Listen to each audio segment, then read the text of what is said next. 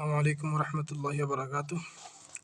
এখানে প্রশ্ন আমার কাছে কম, লিখতে অনেক সমস্যা, তাই এখানে অল্প কয়েকটা দেখাবো। জালালাইন স্যার আওয়ালের জালালাইন আওয়ালে কি কি প্রশ্ন চায় সাধারণত এবং কিভাবে উত্তর দিতে হয়। যেমন প্রথম প্রশ্ন চায় সাধারণত ফাসসির কামা ফাসসার আল মুফাসসির, মুফাসসির যেভাবে ব্যাখ্যা করছে ওইভাবে ব্যাখ্যা, হুবহু তার এরকম ব্যাখ্যা চায় না, মোটামুটি একটা ব্যাখ্যা আর কি। ঠিক আছে? অথবা চায় এই যে এমন চাই ফাসসির কামা ফাসসার আল মুফাসসির, অথবা কখনো কখনো এই যে ৩ নম্বর প্রশ্নে যেমন চাইছে এখানে শাক্কিল কালিমাতিত তাফসির ও তারজিমিল আয়াতিল কারিমা ওয়াত তাফসির, চাই কি শুধু তাফসিরের শব্দগুলা, আয়াত ওইখানে তো শুধু যে ফাসসির কামা ফাসসার আল মুফাসসির আলাম, এখানে শুধু দেয়া থাকে আয়াতগুলা, আর তাফসির কিছুই দেয় না, কোনো এবারতই দেয় না তাফসিরের। কিন্তু এখানে যদি এমন বলে তাহলে দেখবা এখানে যদি লেখা থাকে শাক্কিল কালিমাতিত তাফসির ও তারজিমিল আয়াতিল কারিমা, তার এখানে তর্জমাও থাকবে, তাফসিরের শব্দগুলো থাকবে আর আয়াতগুলোও থাকবে। তো ওই ক্ষেত্রে শুধু তাফসিরের শব্দগুলার এবারত দিতে হয়, জের জবর দিতে হয়। আয়াতের জের জবর তো আগে থেকেই দেওয়া থাকে।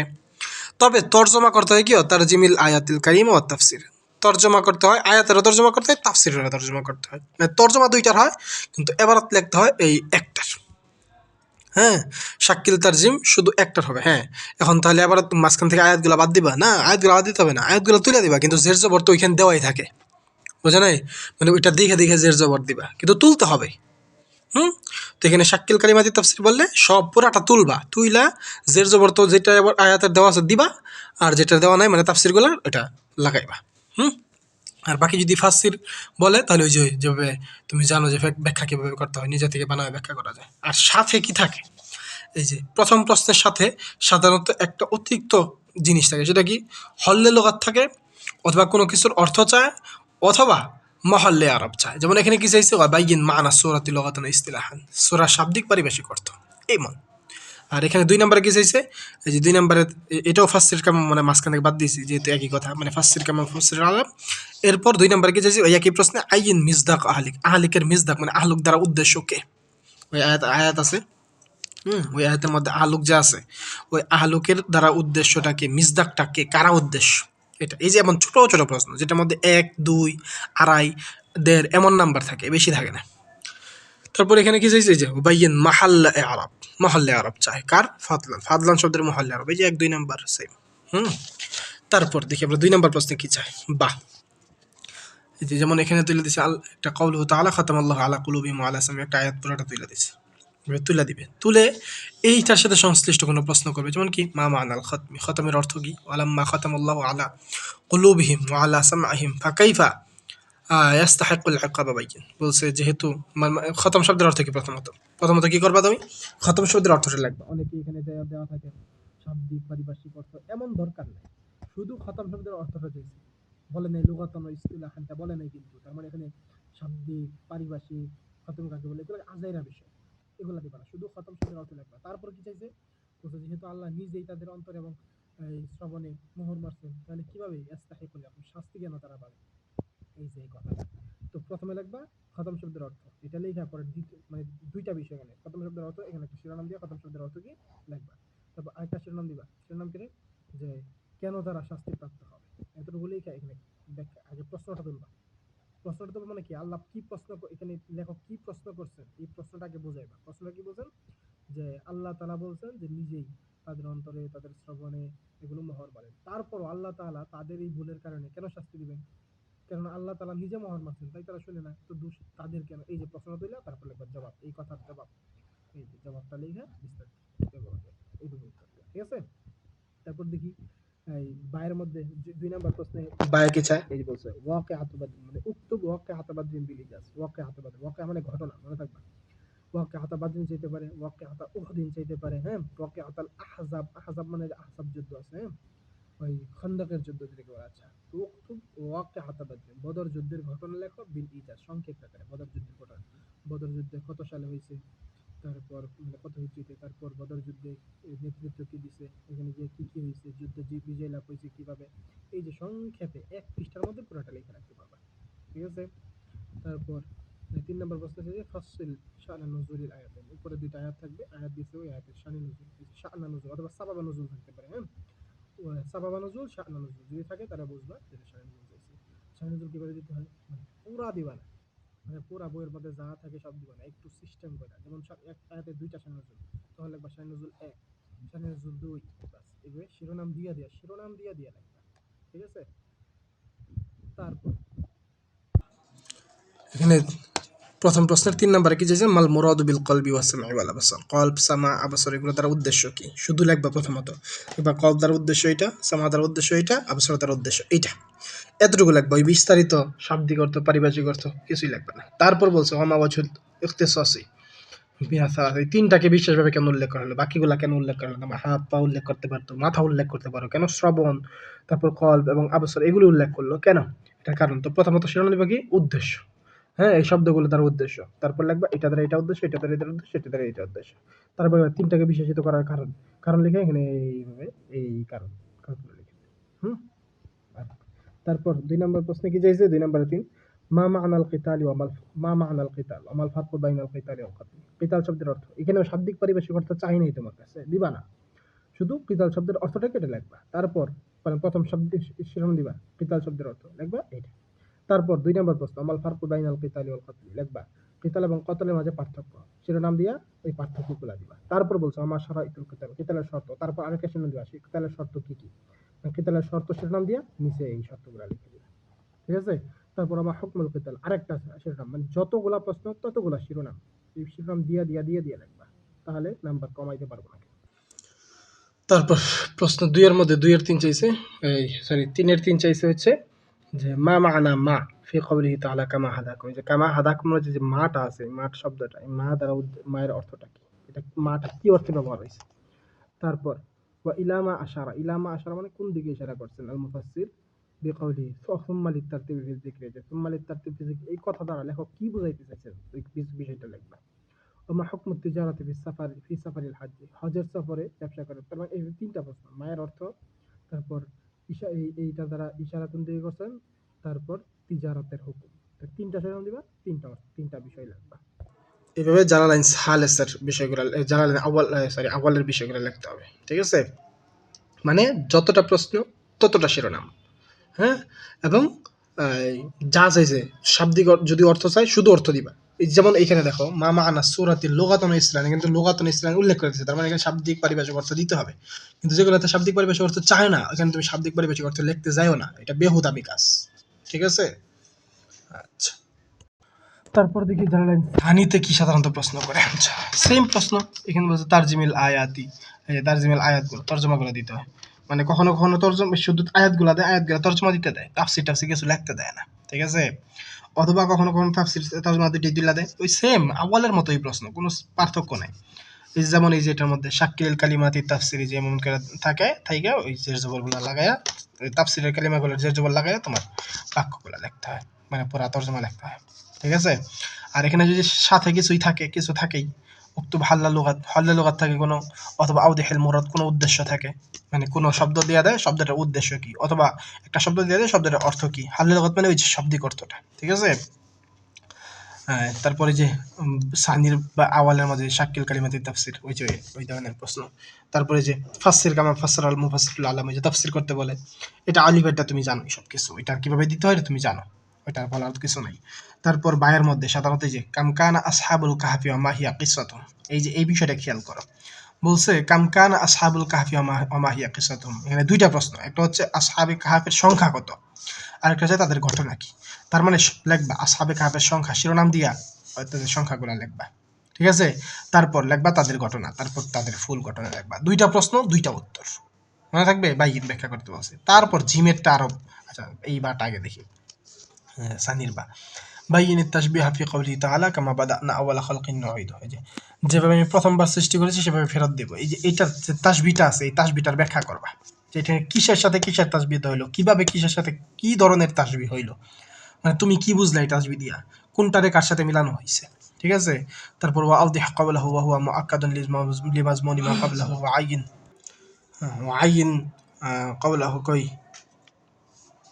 ওয়া আইনিল মুরাদা বি উম্মিল কিতাব, উম্মুল কিতাব দ্বারা উদ্দেশ্যটা নির্দিষ্ট করবে, আসলে উদ্দেশ্যটা কি।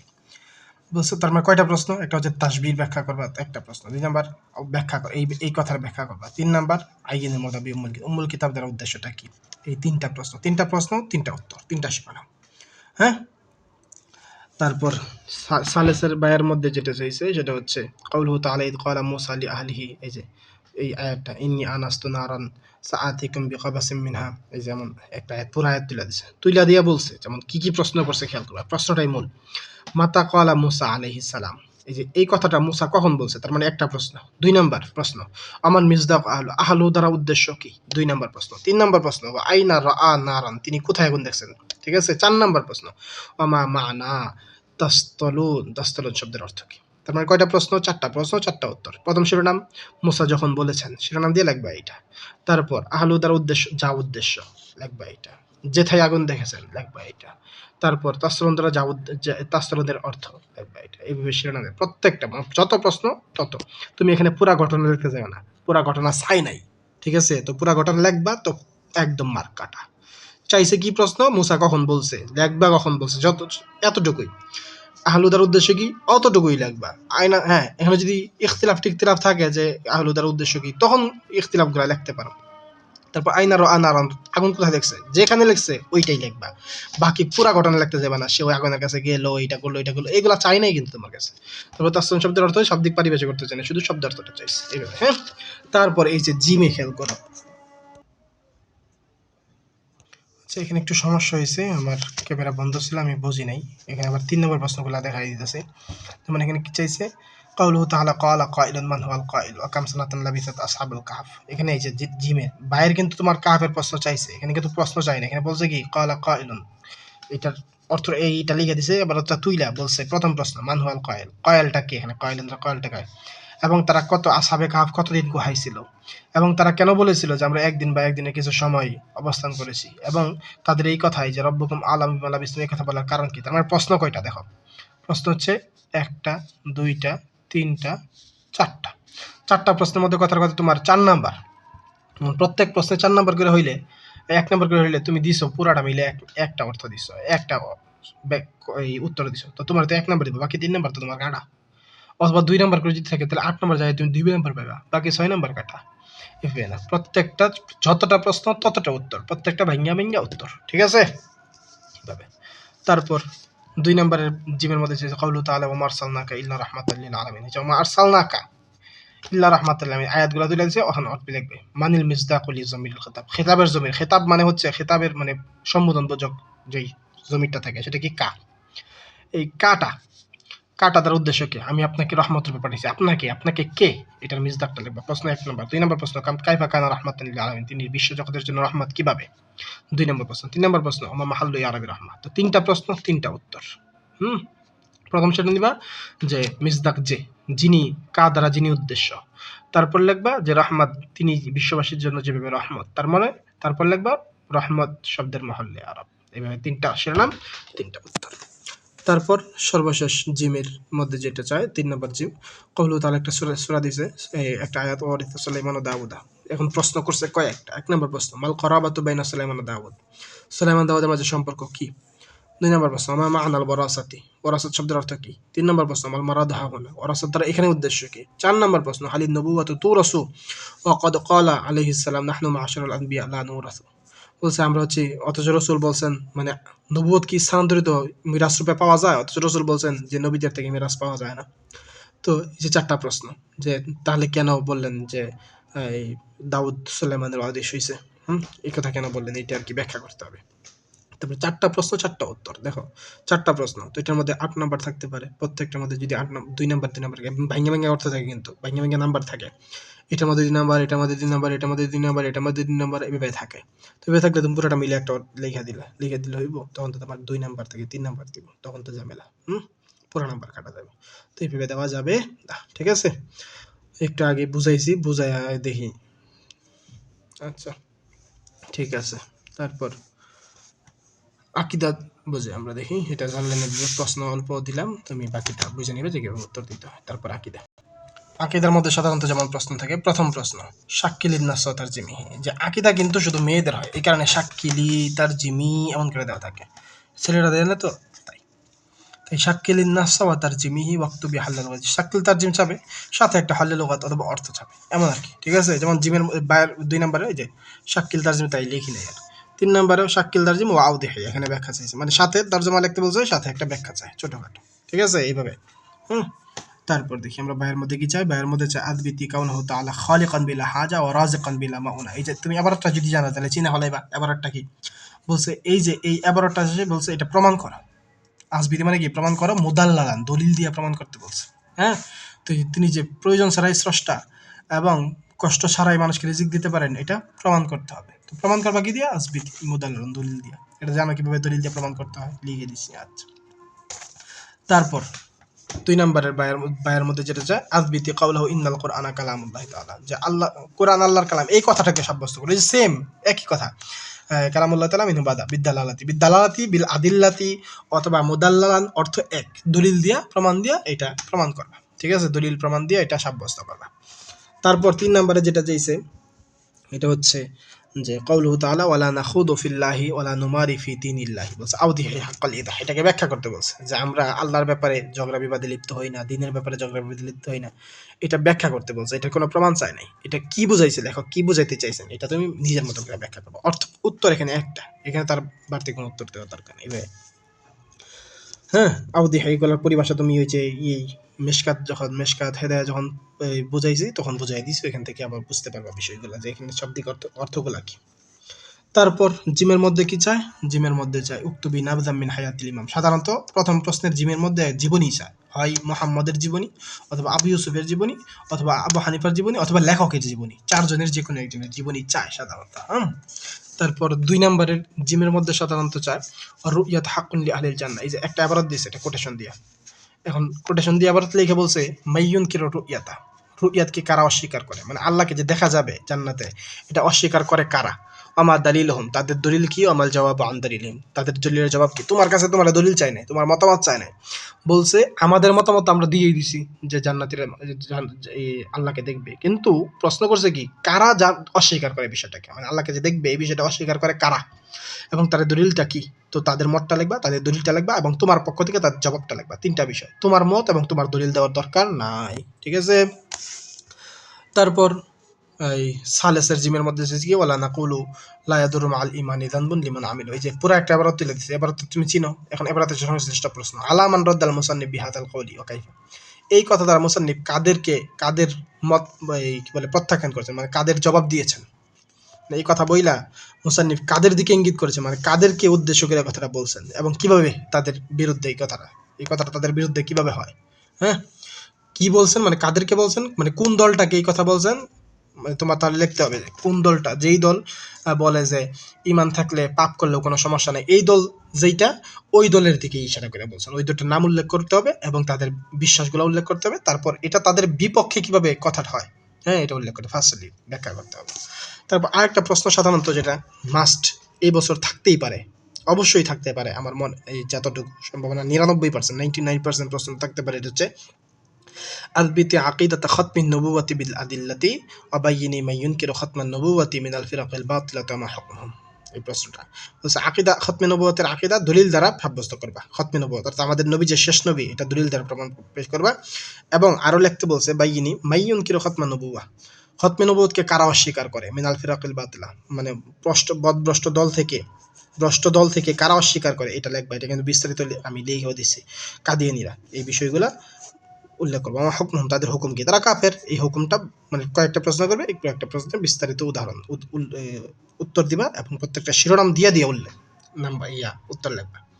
শিরোনাম দিবা, যতগুলা শিরোনাম প্রশ্ন ততগুলা শিরোনাম দিয়ে উত্তর লিখবা, তাহলে কিন্তু নাম্বারটা বেশি দিবে। ঠিক আছে, আচ্ছা, এইভাবে উত্তর দিতে হবে।